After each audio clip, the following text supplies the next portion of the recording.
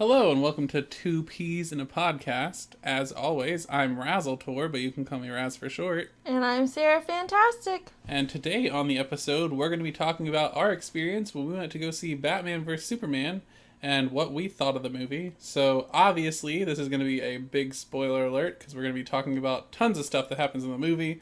So if you don't want it spoiled for you, and for some reason you want to go see this movie. Oh my gosh, stop being so negative. We haven't even got to the movie yet. I know.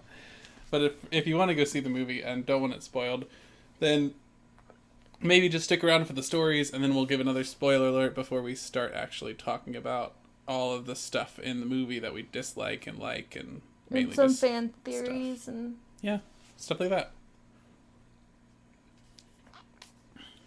Did you say I'm Sara Fantastic and I just missed that? Yes. Oh, good. I'm glad you said it so everyone knows who you are. So as you know, we always do our Fancy Sock Fridays because that's when we post everything. And so my socks today are gray and blue, and they have black glasses all over them because I wear glasses, fun fact. You're like weird hipster nerd. You say as you also wear glasses. I mean, you wear glasses on your socks. Oh, well, so that's like I guess doubly that's more hipster nerd. Hipster and nerd, yes. So my socks are monster socks. I wear these often. The left sock is a two-headed blue monster, and the right sock is a purple fuzzy monster. But I want my mom to know they're both gray and white, so they semi-match. Those socks are a monstrosity. That wasn't even sponsored. That wasn't even sponsored.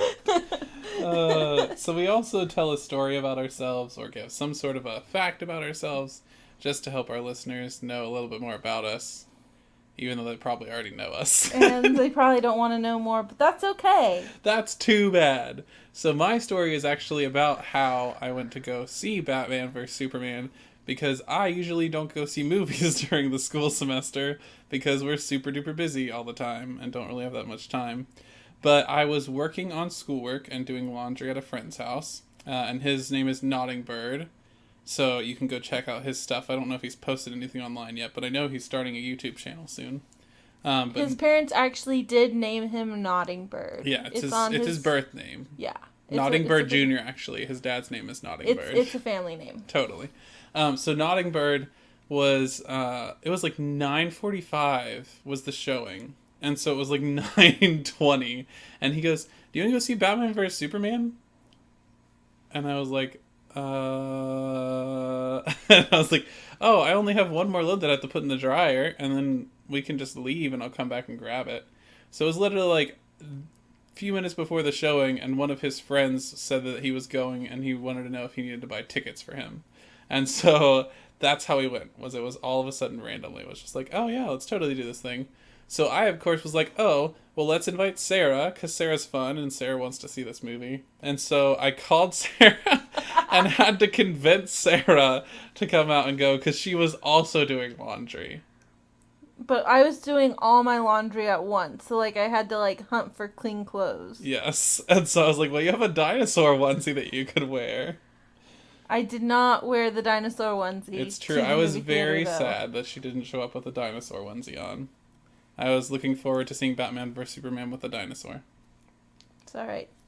My other story, though, because I have two today, because I'm bad. Oh my gosh. But it's about Sara's cat, because Sara's cat is awesome, and his name is Oliver, and I think he's under my chair right now. Just hanging under out. his chair. Sorry, I'm sitting in his chair.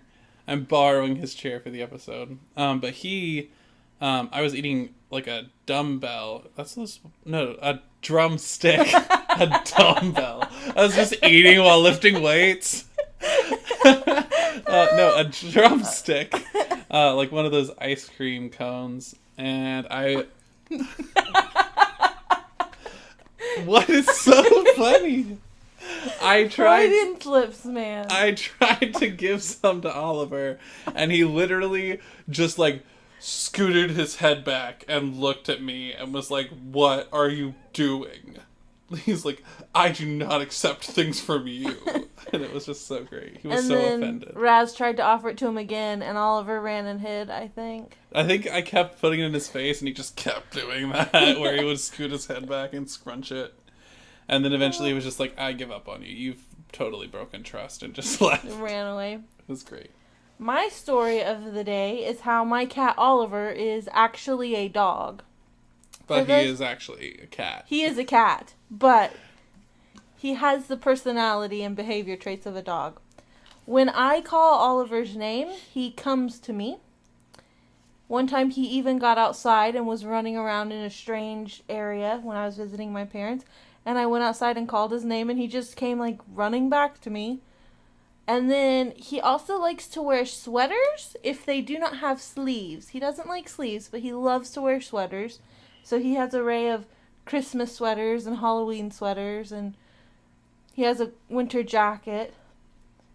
Because all cats need a jacket, I guess. Of course. And he also likes taking baths, which That's is really strange for most cats. But that's also awesome, because you have a cat that can take baths. Yep, it's pretty nice. Alright, so that ends our spoiler-free section of the episode. So make sure that you tune out or listen to us next week if you don't want Batman vs. Superman spoiled, because it's gonna be spoiled right now. Oh my goodness. So the first thing that we really wanted to talk about is the female characters in Batman vs. Superman. There were 3 main female characters That were named. which were cool. Yeah, I thought it was interesting. Some problems with those female characters. They don't pass what's known as the Bechdel test. And so, do you want to explain what the Bechdel test is? So the Bechdel test is actually just a test that can be applied to all forms of media, where it analyzes whether or not it's got realistic female characters, I feel like. So there are 2 specific rules, and then there are 2 other things that are added in. So the 2 specific rules are, or the original rules are, there must be at least 2 women who talk to each other about something other than a man. Now, the rules that have been, added to it to make it, an actual test that can be performed is that at least these 2 female characters must be named, and they must talk for more than 60 seconds. Which doesn't seem like it would be a hard thing to do. No. But you'd be surprised. You don't see, even, huge hits like Lord of the Rings or The Avengers, I think, didn't pass. Yeah, a lot of movies that come out and are just huge, you'd be like, yeah, there's totally got to be at least 2 named female characters who talk to each other about something other than a guy for at least a minute, right? But no, these huge movies, fail it all the time, and it's just an easy test. And so I just, a lot of people examine it with the Academy Award winners and just look at, all right, here's all the nominees for the year, and then here's what they actually do. And most of them don't pass the Bechdel test still. It's very frustrating. I'm just like, how? So even with 3 named female characters, no 2 of them are ever... And, some people say, the conversations can span several, different dialogue points. And even within that, it didn't pass the test. As long as it's at least a minute of screen time together. Yeah, so it wasn't at all. So whenever there were, I think Lois Lane and Martha Kent did talk to each other, but the whole time it was about Superman, or they might have mentioned something smaller, but I'm pretty sure everything that they talked about was Superman. About Superman. Yeah. So that was one of the really upsetting things. The other thing that we didn't really like was basically the women in there are all women in refrigerators. Which I keep calling women in freezers for some reason. I guess like you're just a crazy serial killer who just keeps people in freezers. I don't know why. It does sound like it would be worse. So women in refrigerators just refers to any of these women who literally are a character just to basically get killed off or kidnapped or messed up or something, or threatened, just so that way the male character can feel some sort of pain that they wouldn't be able to feel otherwise. And so a lot of times these characters appear in popular things like video games and movies, and they're all over the place.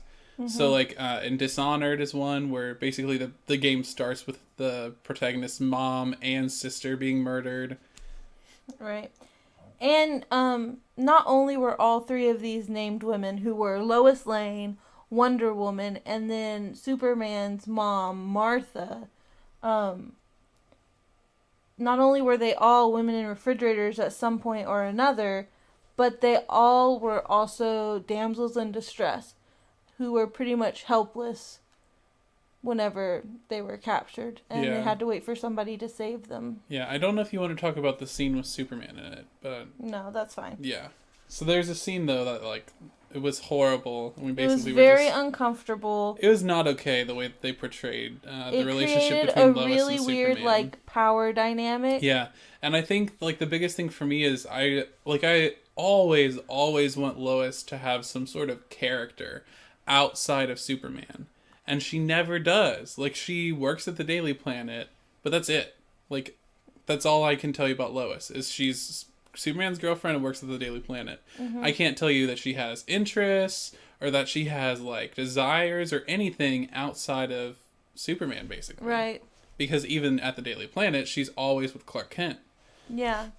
So it's basically like she doesn't have an identity outside of Superman. And so it's just like, I wish we had more for the female characters. And then we also wanted to talk about something with Wonder Woman, because, spoilers, Wonder Woman actually shows up in the movie, which was cool, but I think she didn't really, like, talk about. Change the plot or anything. Like, her being there didn't really do anything. But all of the superheroes got updated outfits, like, super cool outfits. Like, even Batman at one point has this weird, like, mecha outfit. Yeah, he has, like, a mech suit. Which was super cool, but also made Ben Affleck look really fat. But Wonder Woman's outfit is exactly the same. So while Batman and Superman are fighting this giant villain, who I don't remember the name of because I didn't care. His name is Doomsday. Doomsday. Like, I didn't care about Doomsday. I was like, they're going to beat it in like 5 minutes. That's how all the fights work, apparently, in DC. But that's true.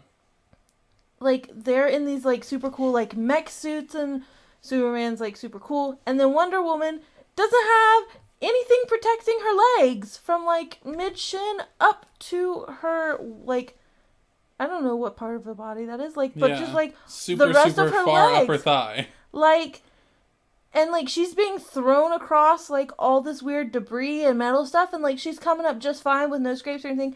And I get that she has, like, super cool healing powers, and, like, she can, like, deflect bullets and stuff. Like, I get that. But you would think maybe she wouldn't want, like, road rash or friction burns or anything. Like, it's just really frustrating that all these other superheroes got cool updated outfits, and then Wonder Woman, like, didn't protect her clavicle at all, or her legs. Yeah, it was really strange. Yeah, so that's kind of the female characters. We just didn't think they were very well portrayed, or even, like, we call them characters, but they didn't have any character to them. They were all, like, one-dimensional, used for the, like, male characters to have some sort of multi-dimensional personality, and then that was it. And even they weren't super well developed. The other thing that we kind of wanted to hit on was their character motivation for Batman and Superman. Okay, if you want to see a movie where Batman and Superman, like, fight and have witty conversations and, like, just tear each other up, this is not the movie for you. Or even just where Batman and Superman disagree on consistent ideological values. This is not your movie, because they don't have very good ideological values that they're upholding, and they don't uphold them consistently at all. Right. Yeah, so the big thing with when the movie opens is it kind of tries to establish the Batman versus Superman aspect by having Superman in the last movie that came out, which I'm not sure what it's called, but he's... Man of Steel. Yeah, he's fighting the guy from Krypton, and he ends up destroying a lot of the city, and so they show that part of Wayne Enterprise, is that his company? Yeah. Wayne, whatever his company's name is, they show that he loses, like, a whole building during that fight. And loses a whole bunch of people from his life.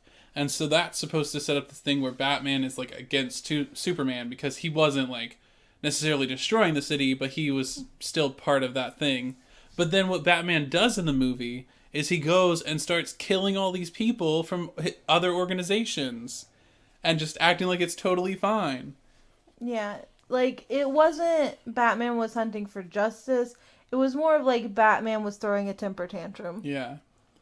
Yeah, so, basically that's the tension that sets up with him. Superman, I'm not really sure why he didn't like Batman. Like, they didn't really set it up very well. Like, it was like Batman didn't like Superman because Superman killed a bunch of people he cared about. And then Superman didn't like Batman because Batman killed a bunch of people who had questionable ethics. Yeah, and so he would, like, Superman wouldn't depend on, like, the justice system, I guess. And they literally set it up as being like, oh, there are like these two districts that like aren't on either side of the river. Yeah, so Gotham and, like, Metropolis are literally right. like the same city practically. Right, They're like and a it's just harbor like across each other. you have like the poor place, which is like Gotham, where crime runs rampant, and then you have the rich place. And so like it was literally like they were trying to make Batman be on like the wrong side of the tracks or whatever. And I just didn't like it. Yeah. It was well, they dumb. also, like, Batman usually has questionable ethics when he deals with, like, villains or anyone like that, because he usually just doesn't, like, take them to the cops. He'll do other things to get justice very against vigilante. them. Yeah, very vigilante and not necessarily working for the police force very well. And so, like, they brought that up, and then was basically like, yeah, well, Superman's not okay with that. But Superman doesn't work with the police force or follow that justice system either. So it just wasn't this consistent thing. So all of a sudden in the movie, you get to the point where they start fighting, and Superman is literally just trying to talk to Batman, and Batman won't listen to him. And then Batman starts talking to Superman, and I feel like Superman doesn't listen to him. Yeah, like, they weren't fighting each other at the same time. Yeah, they never started fighting at the same time. It was weird. But they set it up to where it seemed like the characters would just talk to each other about the issue and resolve it. When they knew that they needed to provide some sort of fight scene. Right.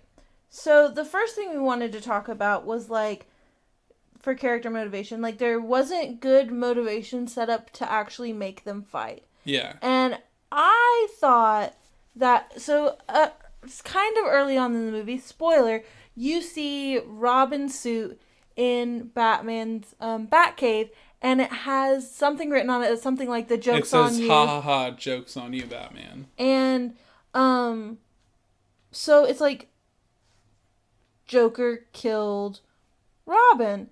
And I thought that it would have been really interesting if the tension that they set up was Superman's fighting one battle and Robin's fighting Joker, and Batman had to make a decision between helping Robin or helping Superman save a bunch of people.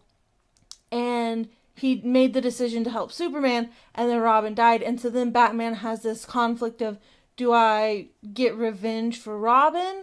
Or, like, what's, I guess, sort of like have that tension of it was Superman's fault that Robin died, but not really, and set up this inner conflict. And they didn't address it at all. Like, I didn't even notice it was Robin's suit. I just thought it was another bat suit. Yeah, I didn't notice it either. I had to have a friend point it out after the movie. Nodding Bird pointed it out. Yeah. And, like, they didn't set that up well, and that could have been great motivation. They could have also then at that point... It was literally just thrown in there. Like, they could have, had a scene with Joker, and that would have saved them from having to make Lex Luthor be so, like, weirdly psychotic. Yeah, like, usually Lex Luthor is very logical and very, like...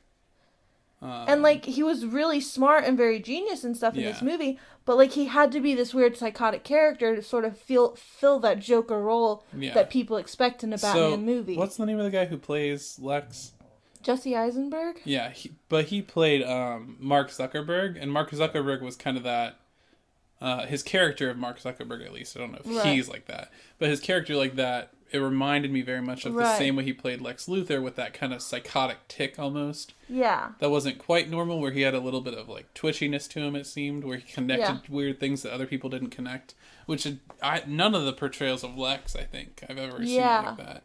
And so, like, it was really weird. Like, I really liked this Lex Luthor, but I liked it because it felt like the Joker. It didn't feel like Lex Luthor. Yeah. Yeah, so I agree. I think if they had made Robin the issue and set that up as the motivation, I would have believed it a lot more when they started fighting. So the fight scene lasts like 7 or 8 minutes, and then it's over. And Batman and Superman, literally the next couple scenes, Batman describes himself as Superman's friend. Yeah. And it's like, no, bro. Like you're not friends. So the big thing that we said was they didn't have enough motivation to start fighting. But then once you had them start fighting, they definitely didn't have enough motivation to stop fighting. Right. So The scene is Batman literally has like a kryptonite spear and is about to stab Superman and basically kill him. And then Superman says, Martha. Which is his mother's name, but also was Batman's mother's name. And Martha is the only named Batman parent in this movie. Yeah, I really wish they had named his dad too.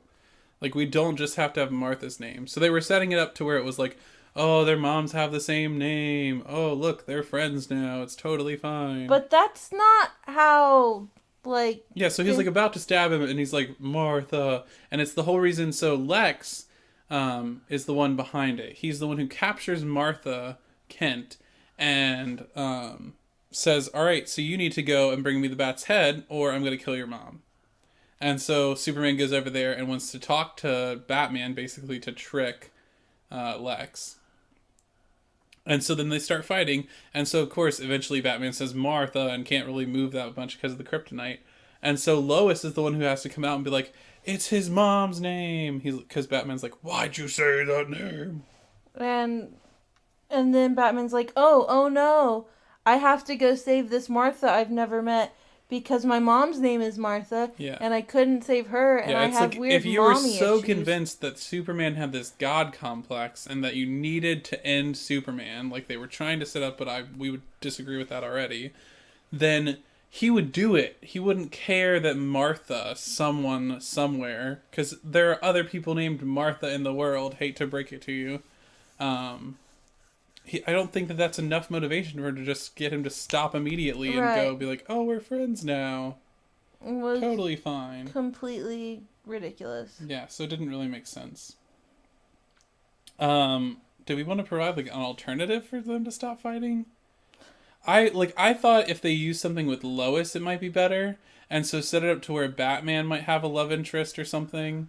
See, but I don't know. No, I feel like what should have happened was, like, for a while in the fight scene, it was back and forth. Like, one would be super OP, and then something weird would happen, and then the other one would get the upper hand. And I just feel like, because they set the movie up to be like Superman has a god complex, and that's Batman's motivation, like, Superman should have just, like, overpowered him, and, like, sort of, like, foisted his will upon Batman, and, like, made him listen, and then Batman could have been reasonable. Like, I don't feel like they...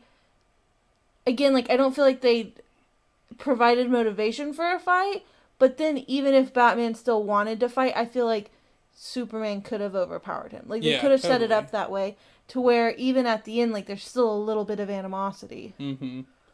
Yeah, I think it would have been a lot better. Or even just, I would have introduced the villain there. Like, if they really want to have Doomsday or somebody, have the villain come and break up the fighting, and so they literally have no time to think. They have to unite to fight this worse evil. Yeah. Because that would be like, it would remind me of a lot of the way a lot of wars worked. Like, the Greeks united to repel the Persians, and then they had a civil war afterwards. The Americans united to repel England, and then we had a civil war later. Or, I don't want to bring in Marvel, but even, like, the plot of Marvel, Avengers. Yeah, literally. Yeah, so I think that's good, though. The other thing that we thought was there's 7 to 8 minutes for a movie called Batman vs. Superman. That's, like, what, 2.5 hours long? Yeah, it's 2.5 hours long, and there was a lot of scenes that we felt like weren't necessary for the plot. Yeah. Like, you just didn't need to have them in there at all. But then to have so little of your movie dedicated to Batman versus Superman. When really it wasn't, like, Batman versus Superman fighting. It was, like, a lot of, like, weird background politics shadiness. Yeah. And, like, spy stuff, which I just wasn't into. And it was, like, Lex trying to sneak kryptonite into the country so that way they could get kryptonite. And I'm just like, yeah, why not just have kryptonite be in the U.S. already? You don't have to have all this side drama.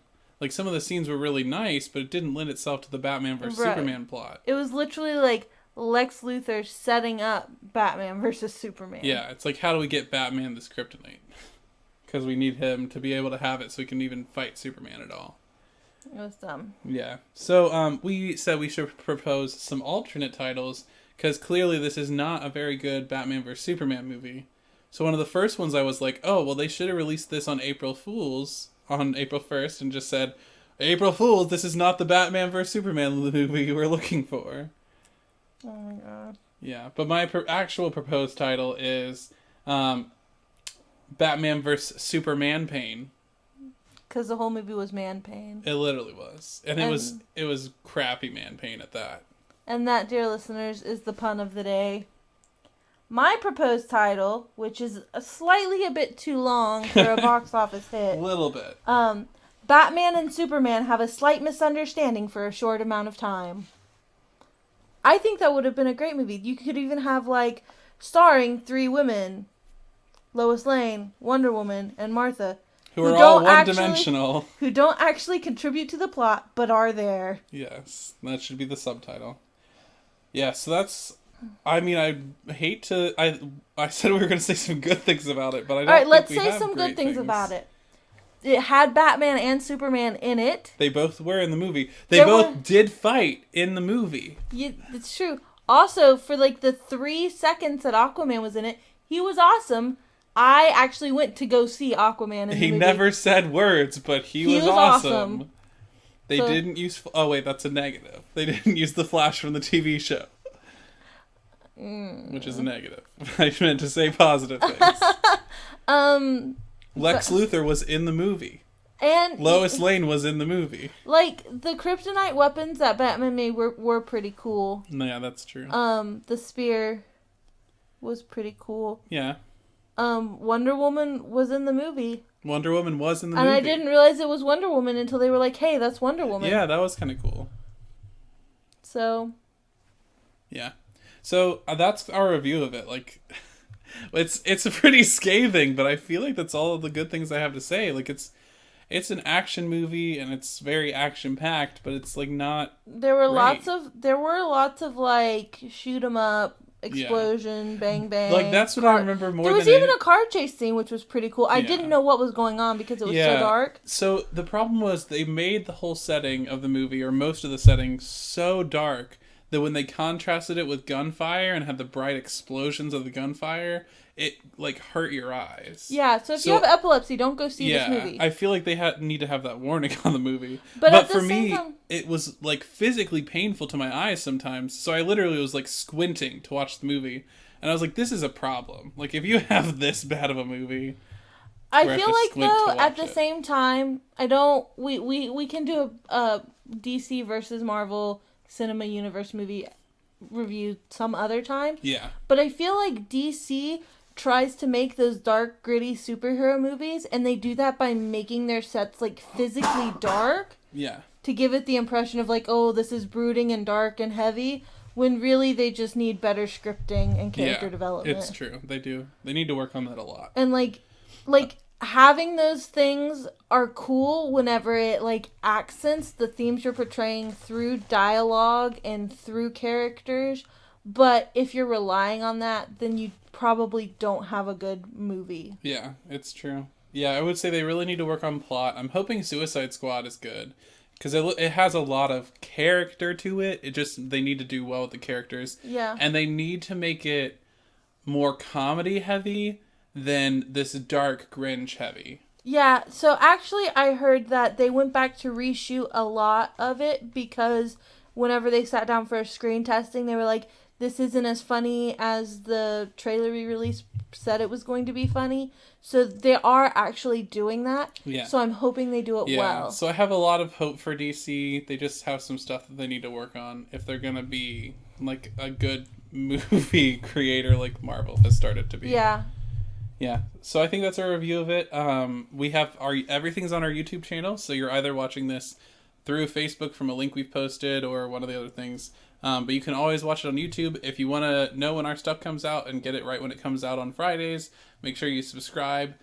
Feel free to like or dislike our videos if you like or dislike them, because ratings help us get seen by more people. And they help us know what kind of content you want us to talk about. Exactly. And give also, us some suggestions. Comment. If you saw Batman vs. Superman and thought it was a great movie, I'd like to know why. Like, let us know your perspective. Or just let us know what you disagree with us in our review. And also, like, share if you want to, because that's a thing. And subscribe, because that's how you'll get it. How you'll get all our content when it comes out first. Woohoo! Yeah. So we also have a whole bunch of socials that you can follow and see all the random stuff that we post or do. Or funny sometimes. Or stupid most of the time. That's it. Or puns. Some puns sometimes. I don't know if that falls under funny or stupid.